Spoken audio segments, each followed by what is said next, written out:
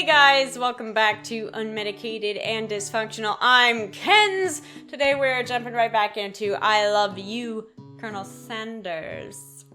Really getting into this. Again, I really appreciate everyone who's joining us for this. You guys are the reason I'm here, and you're absolutely fantastic. So thank you so much for your comments, and I really love reading those. Okay, Mr. Colonel Sanders. You awake on day 2 and attempt to process the wild visions you had. Were they memories or premonitions? It's loud. That's a loud boy. And then there was the secret ingredient that Colonel Sanders went ahead and told you outright. Not much of a secret, huh? It's probably just because he already trusts you so much. Sure, that makes sense. We'll go with that. You meet up with your bestie in front of the school. Before you can tell her about the encounter you had with the spork monster, she launches into a story of her own. Okay, I know this might sound a little strange, but I think I might be, I think I might like Clank. Like him? Like. I know it sounds like it's moving too fast, but there's something about him. I like him, like him. We got to talking after class, and he's actually a totally sweet guy. Not only that, but he's really smart. He told me all kinds of stories about Colonel Sanders. Did you know that Colonel Sanders was the most popular kid in high school? No, but that does make complete sense. Just to recap, she has a thing for a robot that only says beep boop beep boop boop beep boop boop beep boop beep. How were they having these conversations? Does she speak beep boop? Yeah, but he was so popular that he was voted prom king at the school he didn't even go to, and it was also the convertible that he himself rode in at the front of the homecoming parade. I'm thinking maybe something got lost in the pressure cooker language translation there. Either way, maybe it'd be best if you took it slow with this new boy like I am with Colonel Sanders. You and Colonel Sanders, the coolest guy in school, the most famous student ever to attend University of Cooking School, Academy for Learning. You're a thing now? We definitely connected yesterday. Sure you did. You're great. Why wouldn't he be into you, I guess? Laughing at the implication that you and Colonel Sanders might be a thing is definitely not cool. You are great. You have an idea about how to prove that your love is real. Well, if he's not into me, why did he tell me one of the most secret ingredients? Your bestie's eyes light up. A secret ingredient? Yeah, I just said that. A secret ingredient. Is there a dramatic echo in here? Miriam checks to make sure you're alone before continuing. So this summer, while I was on vacation with my family, a lovely man approached me in a botanical garden where I was wandering. This can't be good. He told me that his passion for spices, secret spices. The man even gave me some to show me what he meant.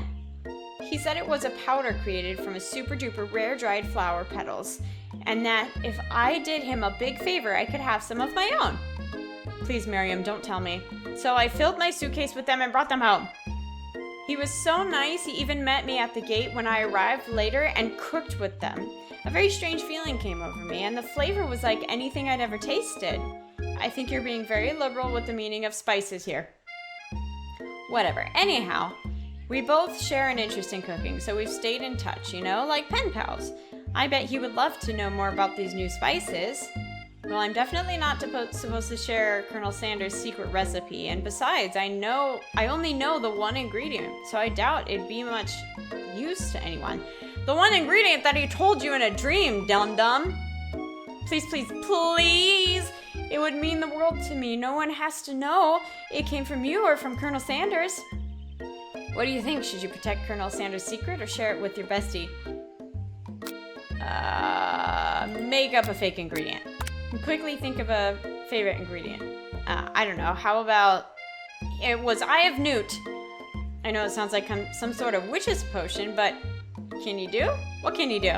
Eye of Newt? Wow! Her eyes light up imagining such a thing, and you figure that you've satisfied her curiosity and she'll move on. However, she immediately turns around and does some thumb typing on her phone that you can't quite see. That's probably not good. Before you can ask her to confirm she was definitely not texting secrets to other people, you're interrupted. A wind rushes in, cherry blossom petals fill the air. Why is he on a horse? Why did he take a horse to school? It's Colonel Sanders. He's arriving at school. I stand back and admire his majestic glory. I'm gonna run to him. Run to him.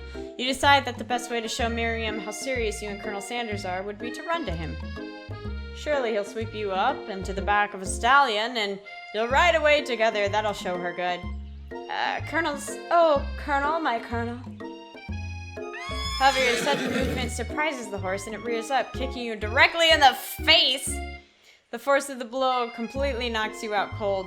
In the darkness, you see a vision. Ooh, Mackenzie McPoop, I am here to deliver you a message. Not this guy. It is important that you remember this exactly as I said it. If you forgot, the world could end, so you know what's serious.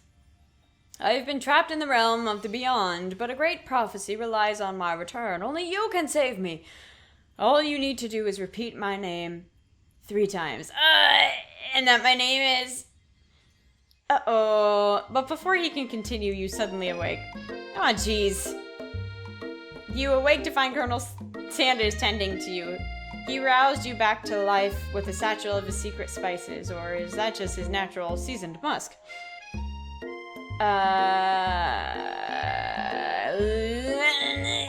want to lean in for a kiss, but I don't feel like it'll go well. Compliment the craftsmanship of... I'm gonna go for it. We're gonna go for it. Whoa, you've known him for a day. Are you really sure? I guess he must be. You put your arms around Colonel Sanders' neck and pull him in for a kiss. But he turns his face and you awkwardly kiss his ear. You can feel him shudder.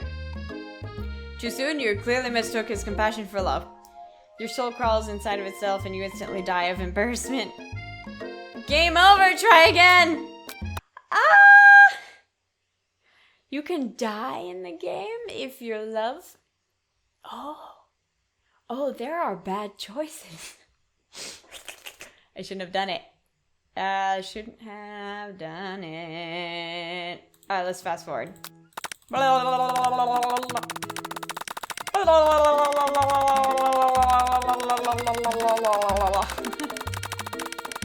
Wow, this takes a really long time to get back to where we were. We made a lot of progress.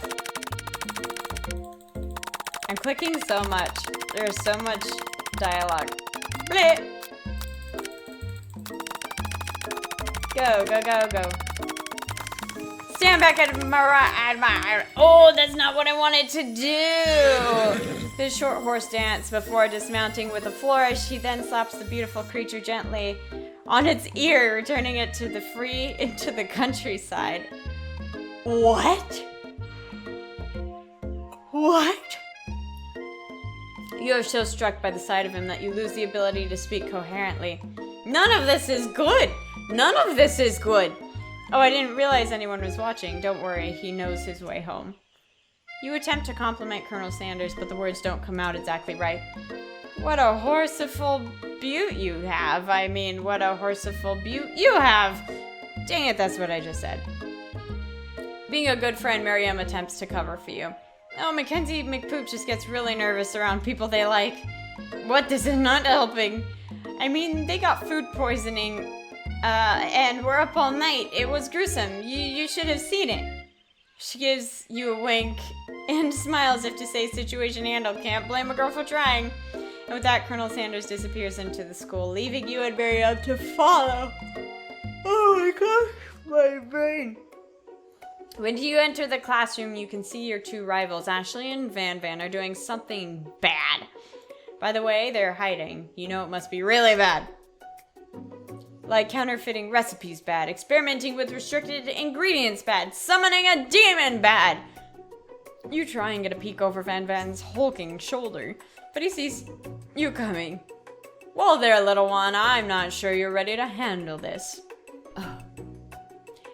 Tell them to stop acting immature, act like you're not interested in them, but really try to get... tell them to stop acting immature. You may immediately dress the rivals down for their immature behavior.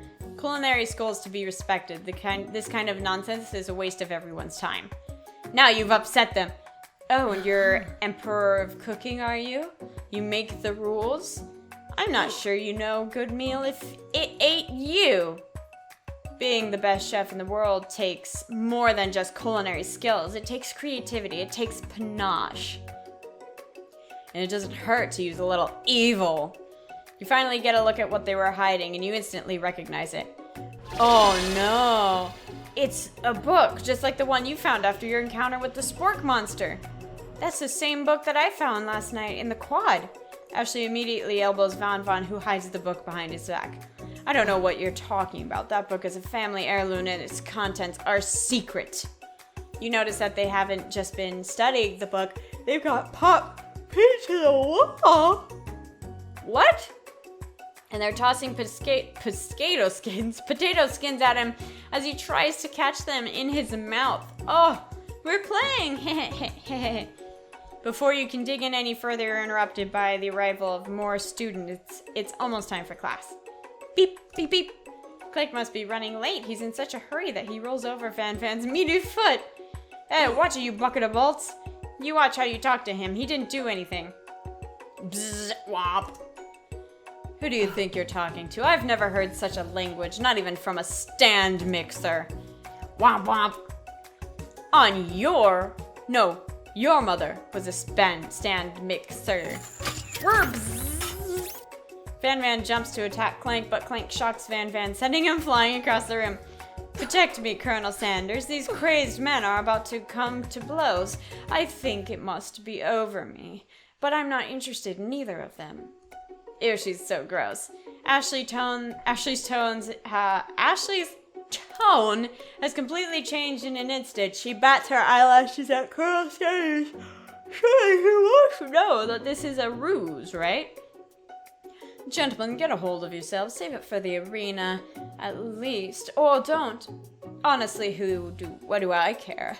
I've got a lofty career aspirations to focus on. Maybe I can help you with your business plan. But just then, Sprinkles arrives to signal the true start of the class day. He's panting, which doesn't seem to be abnormal. He's a professor, but he's also a dog. Students, please take your seats. I apologize for my late arrival. I spent time this morning chasing a car all around town, and my tiny legs are very, very tired. But I'm here now, and I hope you're ready to learn. Rub his furry dog belly. He loves it. After he catches his breath, Sprinkles regains control of the classroom. Without further ado, we'll reveal the global history of our favorite flower. Oh, the chicken! You want to pay attention to the lesson. Truly you do. Which is why I said in 1776, at the signing of the Declaration of Independence, it was a chicken who first signed their name. They can't help. Oh my gosh, he eats the things that signed the Declaration the first time. But you can't help but daydream about Colonel Sanders, and you miss most of the important parts. When you come to, Sprinkles is holding a tray of food in front of you. Well, Mackenzie McPooh, naturally, this appears to be a sample platter. Which item do you want to sample? Shimmering pepper. A brightly colored pepper stands out from the rest of the item. It sparkles in the most eye-catching way, so naturally reach out, grab it, and eat it right away. However, your body is not prepared for the heat. The pepper has triggered an intense spice hallucination. It feels like forever as you trip through the universe. My friend, this guy again? I better give you an important message. You must avenge my death and fulfill your destiny. All you must do is... I was saying, to fulfill the destiny, all you must do is... Sorry, I think I've got some stuck in my throat. It's fine, I'll work through. To fulfill the prophecy, you feel yourself begin to regain consciousness. Oh, man! You come to and find everyone is staring at you. The pepper was the last of its kind on Earth, and now it's gone forever. You think to yourself, geez, I should pay better attention. We all make mistakes. I'm sure he'll forgive you someday. Come on, it's time for lunch. Before anyone can relax, the cafeteria lights dim, and your rivals enter to make a dramatic announcement. Today's lunch will be prepared via timed competitive cook-off.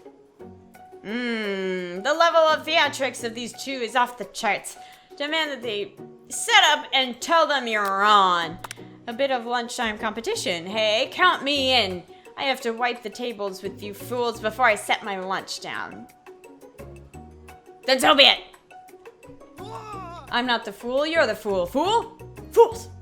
Good one, Van Van. I like your gumption. Mackenzie McPoop, I'll be watching your performance. Just as things reach a boiling point, Sprinkle steps in. Surely he'll put a stop to this madness. Now, students, please settle down. This is a lunchroom, not a sportsing court. Finally, the little sense. You breathe a sigh of relief.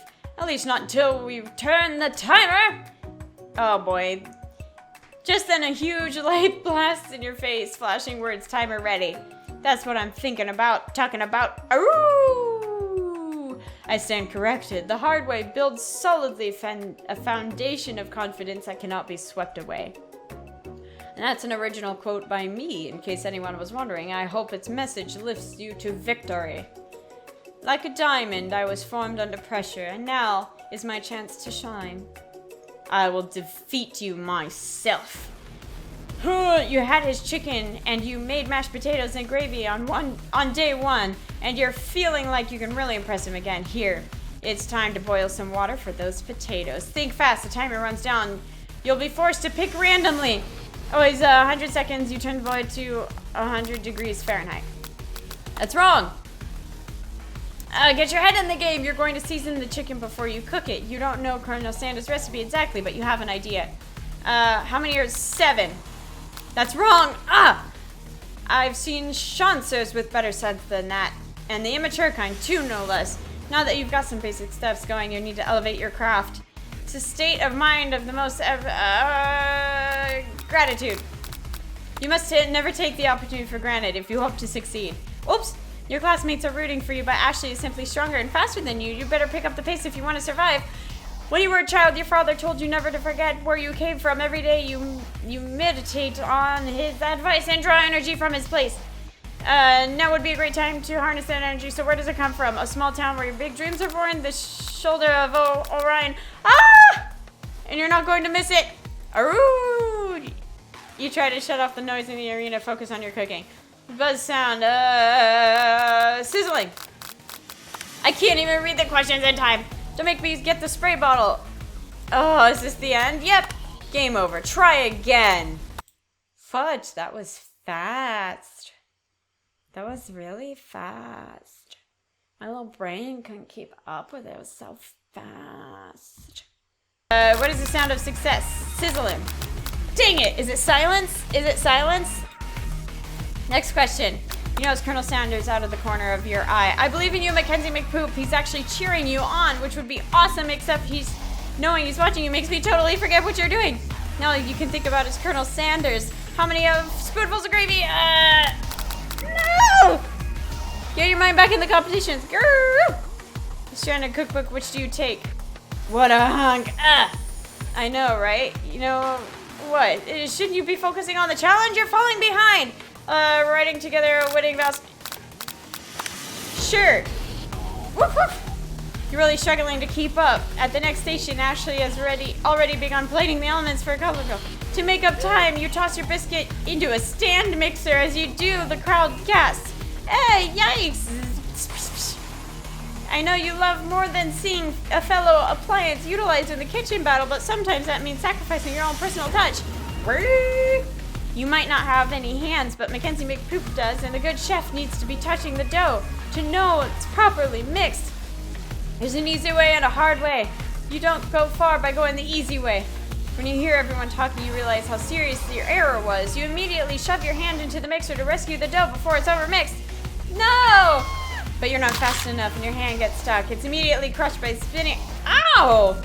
There's no way you'll be able to use that hand for the rest of the match. Colonel Sanders shakes his head in shame. What you often find is that the easy way can turn out much, much more difficult. Everyone stops what you're doing. The battle is over. It can't be. I was so close to finishing my dish, sweetheart. Look at your hand. You simply can't go on. Aw, that's too bad. And here I am with a complete dish ready to serve. Surely that makes me the winner by default. No, it wouldn't be fair to compare you two on account of Mackenzie McPoop's injury. You see Sprinkles begin to lick his doggy chops and lock into the dish. But I suppose you should at least tell us what you prepared. Well, because I'm the sweetest, I skipped straight to dessert. Under its white chocolate dome, you find a wide array of delights, taking on a journey of flavor that tastes so good, tell the story of excellent. That's not realistic in the amount of time that we had.